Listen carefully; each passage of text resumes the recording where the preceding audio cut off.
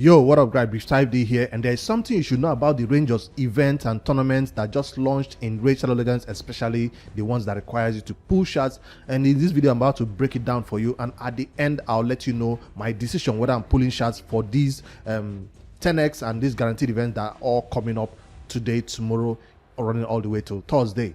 So let's get right into it. The first one that I'm most excited about is it's all part of the Cyber Monday week, right? If you head over to your game right now, you can for 3 days claim some free resources in terms of energy and sacred shards right there. So I've not claimed mine today. Is the first day, so you'll be able to get another 100 energy tomorrow, and another 100, and another what do you call it? Well, you can't get this legendary skill tome today. I said sacred shard. No, it's a legendary skill tome. So total of 300 energy and one legendary skill tome. So that's what I'm getting. Depending on your level of account, you might get epic or so. So I'm gonna claim day 1 rewards right now. Yes, only claim it when you're about to use them. So 13 hours till tomorrow before we claim another one. So that's the first one that is available. We love free stuff like this in Raid. I'm surprised for Black Friday we didn't get something like this, but hey, it's still going on. Cyber Monday is here and we can get something new. All right, the next piece of event that is coming up that has actually started today, you can see the portal is all colorful and stuff, is because there's a 10x going on right now for 2 champions. Which champions? Motu Mukab, actually 3. Motu Mukab and Hefrak, 2 champions that I do not have. Well, remember, your chances of pulling these champions from legendaries remain the same in terms of it's still a 0.5% if you're pulling ancient shards, and it's still a 6% if you're pulling sacred shards. The chances does not double, but if you do pull them, you have a 10 times chance that it will be one of these champions. If you do pull a legendary, it might be one of these champions, and that 10 times chance is a very low chance. That means you might pull 500 ancient shards, get like 5 to 6 legendary champions, and it will still not be any of these ones. So that's something to take note of right there. Also for void shard right there, it's also part of it. Like if you pull your void shards, a 10x for void is also part of it. That if you pull void shards, you might be able to get one of these champions that is advertised right there, Acrisia. So that's the one that is advertised for void shard right now. Acrisia is sort of a new champion to raid, so you can check out if it's worth going for. But I'll tell you right now, 10x events are a scam in the sense that you pull your void shards and the chances of you getting the advertised champion is pretty low until they up it to about a 20x or a 30x before we begin to actually get the champions that is advertised. Getting 3 legendaries, 4 legendaries, 5 legendaries, and it not being any of the ones that are advertised is not a chance. It's not a good chance of you getting that champion. Even the just concluded Thunder event, I don't see a lot of people who got Thunder. Very, very few from the shard pools I saw. So you'll be able to get those champions, ancient shard, void shards, and secrets if you're going to be pulling. That's the 10x. That's the event that is currently going on right now. But before you start pulling your shards, I recommend you wait till tomorrow, because tomorrow, which is the 29th, you'll be able to get a guaranteed champion when you pull 20 of your sacred shards. Which champion is being advertised as a guaranteed champion is from the new faction. If I head over to the champion index, from the new faction, Alvan, what do you call them again? Sylvan Watchers, right? The one that is advertised, that is available for you to collect, is Elva, right? Elva AutumnBorn. So this is a champion that is advertised. Now, this is an event worth going for. But before I make my final decision whether it's worth going for or not, I don't know about this champion. I did not take a look at their skills when they were releasing to the game. So I want to decide for my account, my end game account, if this is worth pulling 20 sacred shards for or not. Let's get right into it. On the A1, first of all, it's a new faction. The first decision is, will it be useful for faction wars? I have completed faction wars. I already have my Lydia. So that's not a criteria for me. Have I beat Doom Tower and all other content? Yes. Hydra? Yes. So will this champion be helping me in clan boss? No, I already have a team there. You see how I'm making my decision? If this champion is not going to improve any of these places that I've already completed, I would have no reason to pull 20 secrets for her. But let's find out if she'll be better than any of the champions I already have, maybe in the arena. I don't know about this champion. Let's go and decide at the end. So this champion places continuous heal buff for 2 turns on the ally with the lowest HP. We've seen that before, but it's something like a passive on an epic champion. Continuous heal buff for 2 turns. I'm talking about one of these champions that has A1 decrease attack. I forget his name. he has ally protection also. That's what I can think of who has continuous heal, but that's on a passive when the enemies take a hit. So that's an A1 that is useful, I guess. So does that mean she's a healer? Continuous heal is telling me this champion is a healer, but damage based on attack. All right, continue with the A2. Has a 100% chance when booked of removing all debuffs from all allies. That's a cleanse. Full team cleanse on a 3-turn cooldown. How do I feel about that? I already have Mitrala. I already have what do you call this champion now? This epic champion that it does her own for every on a passive. I can't remember names this morning, but we use her a lot in the Doom Tower. I already have champions who do cleanse for me. That's what I'm trying to say.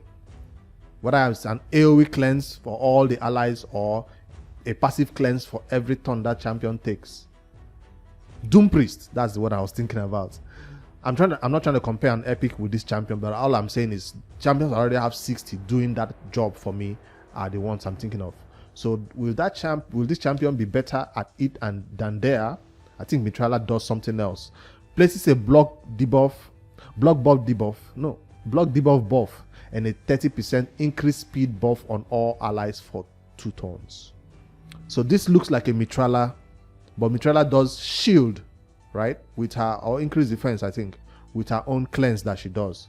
But this champion does block debuff buff with a cleanse. I'm still trying to decide whether this is worth going for based on this A2. So far, this A2 is making me think about it twice, because I already have champions who do AoE cleanse for my allies. But let's go ahead and see if the A3 will seal the deal for me. On the A3, this champion revives a target ally with 40% HP. Revives a target ally. One ally revive with 40% HP and 50% turn meter feel. Then places increased defense and increased crit rate, increased attack buff on that ally for 2 turns. That's not enough. That's not enough. I was thinking that ally would just take a turn or something. You can't just revive a single target revive. Not 2 allies. That's a legendary, right? Are we talking about a legendary? Yes, this champion is a legendary. How can a legendary revive 1 champion? Makes no sense. Let's see if the passive will make it even worth it. On the passive, heals each ally by 10% of their max HP at the start of their turn. 10% of their max HP, not half max HP, so that's not a high heal. I think can compare it to the heal of Rector Drat, who heals anytime they take a turn, anytime our allies take a turn. Or you can even compare it to that of Steel the Drake, who heals every time every time she takes a turn, everybody gets the heal, I guess.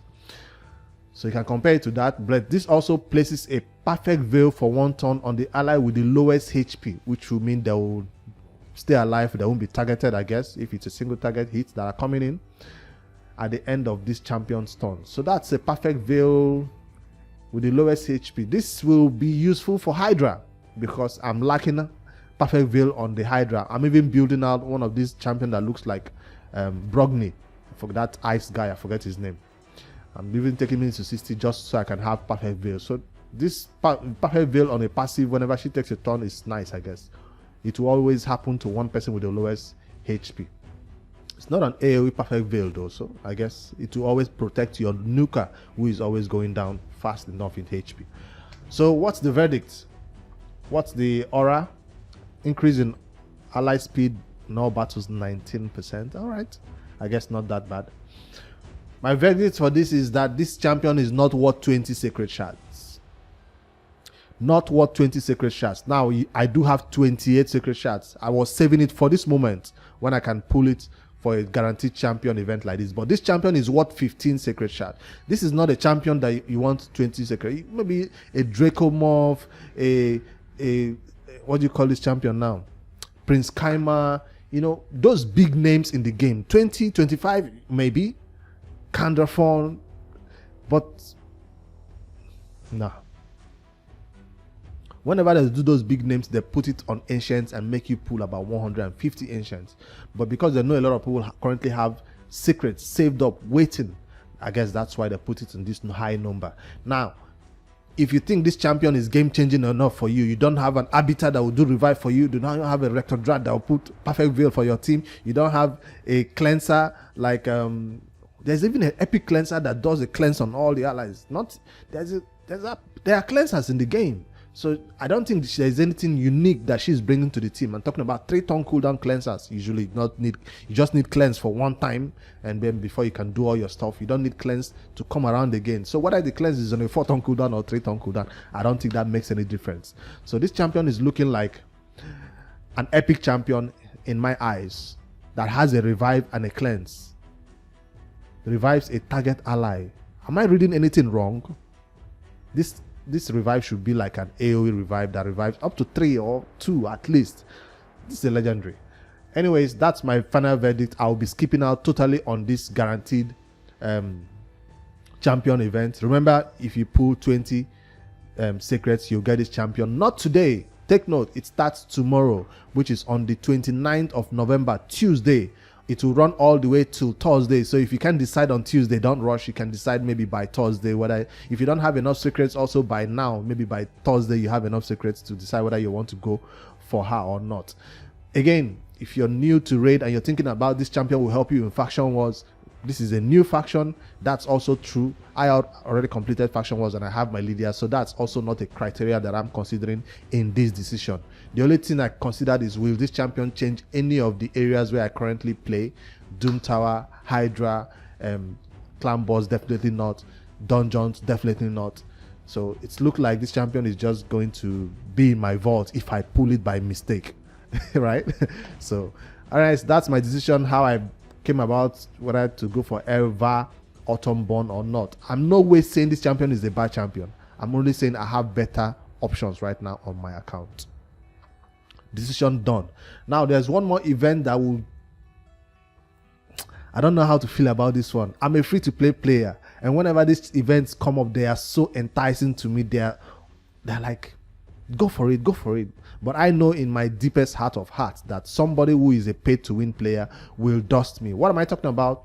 A new event, a champion training tournament, will require you to go in there, level up champions to 2-star, 3-star, 4-star, 5-star, 6-star, put levels into them, use all your brews, all for the fact that you're competing to get Prince Kaima. No? Is that Prince Kaima? No, that's not Prince Kaima. What's this champion's name? Badel Kaza. They both look alike somehow.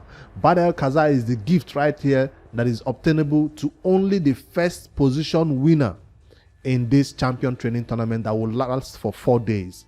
So if you've not saved enough 3-star chicken, 4-star chicken, 5-star chickens, or you don't have enough energy to do the leveling up, you think you just start it, go halfway and stop, somebody who is willing to swipe that card will come over and dust you, depending on the category that you find yourself in. So I'm in no way discouraging anybody from going for it. I'm just being realistic that as a free-to-play, this is not the way to spend your saved up chicken. This is not the way to spend your saved up brews. This is not the way to do it. It's only for players who are willing to spend in the game.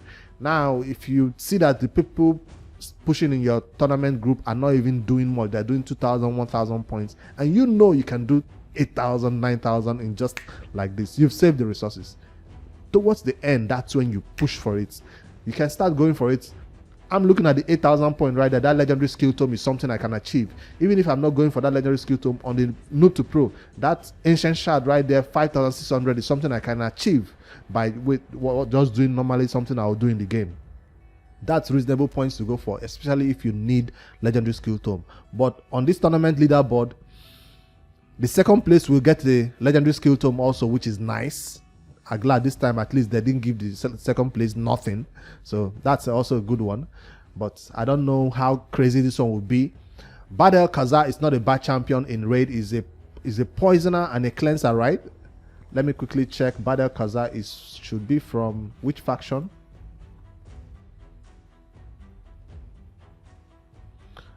Undead Hordes. I finally found him. Badel is from the Undead Hordes and is known for this Just 2 skills and a passive. Damn, that's what is known for. A cleanser removes all debuffs. So now, if you put this as the guaranteed champion, yes, I will pull 20 secrets for a Badel Kazar. But this new champion, 20 secrets for her, I don't think is worth it. This is a cleanser, and of course it adds a little bit of poison and has this passive that increases allies attack to the enemies if they're under poison debuffs. So he is worth 20 secrets, but he's part of the one that people can get from this from this champion training tournament. So that's my decision. I will be looking at my tournament group. If people are not pushing for this, I might do it, but I'll tell you right now, it's not something a free-to-play should go for. It's not something I'm looking forward to spend. I'd rather spend my energy and resources farming Minotaur right now. Also, the fusion champion that is currently going on, what's his name now, Hoskaru, is also going to be launching Dragon also. I'll be spending my energy right there farming Dragon. So I do not have any time to spend on this. Maybe those who are not going for the Hoskaru might have resources saved up to push for this one really hard. Let me know in the comments if you think about what you think about my review of these events and tournaments and Shard Pool weekend or Cyber Monday that is currently going on. Do you think you'll be going for Badel Kazar? Are you going to be pulling shards for this new guaranteed 20 Sacred Shard champion, Elva? Do you think I misread or misinterpreted her skills? Do you think she's worth 20 Sacred Shards? I'd like to hear your feedback in the comments. I'm serious. I really want to know. Maybe you can make me decide differently about these events and shard summoning events that are coming up. 2x Sacred, 2x Ancient just ended. The next one will be 2x Secrets. So after this 10x this weekend, next weekend will be 2x. I think it's 2x Secret next weekend. I guess that's why they want us to pull our secrets now, so we can be out of secrets before that 2x Secrets comes up. So this weekend, this is a Friday, right? No, this is just a Monday. So by the Friday it will be a 10x. Then by next week it will be a 2x secrets. That's why they want us to start spending our secrets right now. But I'm very proud of myself for saving this high amount of secrets as a free-to-play 28. How did I was able to get this high amount of secrets? I'll head over to the clan boss, which I've not claimed my reward for, the reset that just happened right now, and show you. Doom Tower also does just reset. That means another opportunity to grab some secrets right there from Doom Tower hard by beating all those bosses. But let me see if I'm lucky and end the video this way for you guys. Yes. That's how I'm able to get secrets. 28 Kanda to 29 right now. I'm balling. What if I get a second one? Make that happen. Nah. Not lucky enough. Let's head over to Nightmare and see what we're gonna get from there. What if I pull a secret again? Yesterday I did get a secret from Nightmare, so I'm not expecting another one today. All right, that's this video. I wanted to just give you an idea of what is happening in Raid right now, all the events and tournaments that are currently going on, and break it down for you to show you how you can decide whether you want to push for them or not. Remember, it's best to save your shards for 2x events if you're new to Raid, but if you're an endgame player, these ones might be enticing enough for you if these are champions you're extremely going hard for and you're looking forward to getting. Hit that like button for me in this video. Let me know again your comments below, and I'll see you guys later in the evening for a Noob to Pro update.